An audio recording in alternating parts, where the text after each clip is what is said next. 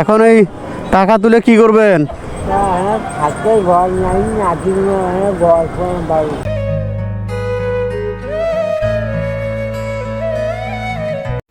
এখন বাজে রাত 10টা। বেশ অনেকটা সময় যাবৎ খেয়াল করছিলাম এই চাচাকে। আসসালামু আলাইকুম চাচা, কি খবর? আইসেন এদিকে এসে। বাড়ি কোথায়? পাগলাপীর। এই বয়সে ভিক্ষা করতেছেন? বাসাত কে কে আছে? হ্যাঁ, বাড়ি এলি আছে। আর বাচ্চা কাচ্চা নাই? ছোট বেটা তোমার যে বয়স মেলা হয়ে গেছে। বড় বেটাকে মারা গেল, ঢাকা নানগঞ্জ মারকাম মসজিদের গোট আসো। ওই বউ মাইকুর 11,000 টাকা বকে নিয়ে সব আনছু। বড় বড় সবাই নাসিকুনা দামে এই সময় নিচ্ছে। এই সময় বাচ্চা কয়টা আপনার টোটাল? দুজন বেটা। দুইটা বেটা? বড় বেটা আছে? বড় বেটা মারা গেল। মারা গেল তাই সেই নাতি এই সময়। ওরে বাবা, কি করে উনি? হাবিজি মাস্টার ভর্তি করে দিয়েছেন। ও, সব আবার এখন এই টাকা তুলে কি করবেন? থাকতে ঘর নাই, নাতি ঘর বাড়িতে থাকলে বড় বড় আমার কিছু কয় মিনিট সময় আছে। বিষয়টা হচ্ছে চাচার দুই সন্তান ছিল, দুটোই ছেলে সন্তান ছিল।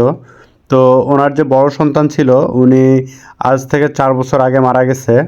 মানে উনি বিবাহিত ছিল। তো ওই সন্তানটির একটি ছেলে সন্তান আছে। তো সেই ছেলে সন্তানটা মেইনলি এখন মাদ্রাসায় পড়তেছে। তো তাই ওই মাদ্রাসার খরচ এবং ওই সন্তানটিকে মানে এনার নাতিকে একটি ঘরের মধ্যে রাখার জন্য উনি যে টিনের দরকার সেই টিনের জন্য ভিক্ষা করে বেড়াচ্ছে। মানে ওনার কাছে টিন কেনার টাকা পর্যন্ত নেই। তা কিছু জোগাড় হয়েছে? জোগাড় করবে পাচ্ছেন টাকা? তোমার ঘর আছে তোমার গুলো থাকার? দুগনা চালা আছে। 300 টাকার মতন উঠছে নাকি?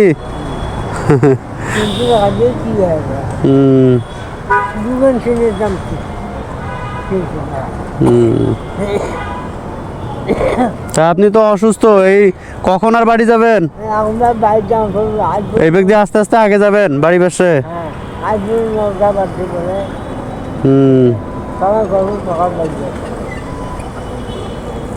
আর কয় টাকা তুলবে পারলে বাড়ি যাবেন? আর কয় টাকা পাইলে বাড়ি যাবেন?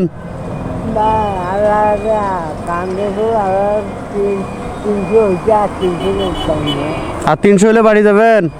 তা রাত তো হয়েছে, তাড়াতাড়ি বাড়ি চলে যান।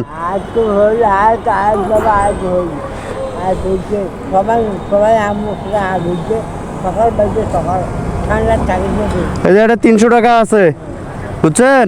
এটা নিয়ে ডাইরেক্ট বাড়ি চলে যাবেন। আর এদিক থাকে না, শোনেন, খাইছেন কিছু? আর এপাশে ভিক্ষা না করে কিছু একটা খাবেন। ওই সামনে হোটেল আছে, কিছু একটা খায় একবার ডাইরেক্ট চলে যাবেন। এটা দিয়ে নাস্তা খাবেন। আমি কিন্তু ফলো করবো যে আপনি এদিকে আসেন কিনা। একবার ডাইরেক্ট বাড়ি যাবেন। হ্যাঁ, আজকে রাত হয়েছে, তাড়াতাড়ি বাড়ি চলে যাবেন। ঠিক আছে, যান। বয়সের ভারে নুয়ে পড়ে বৃদ্ধ লোকটি তার মৃত সন্তানের পরিবার এবং তার নিজের পরিবারের জন্য আজও রাত 10টার পরে ভিক্ষা করে বেড়াচ্ছে এই ব্যস্ত শহরের মধ্যে। সে নিজে অসুস্থ, হাঁটতে পারছে না, তবুও এই পরিবারের মুখের দিকে তাকিয়ে এই ব্যস্ত শহরের মধ্যে রাতের মধ্যেও ভিক্ষা করে বেড়াচ্ছে। আমাদের চারপাশে এমন অনেক মানুষ আছে যারা দুবেলা দুমুঠো খাওয়ার জন্য আপনার কাছে হাত পাতে। আপনার যতটুকু সামর্থ্য হবে কাউকে ফিরিয়ে দিবেন না। সবাই পাশে থাকবেন, ভালো থাকবেন, সুস্থ থাকবেন। আল্লাহ হাফেজ।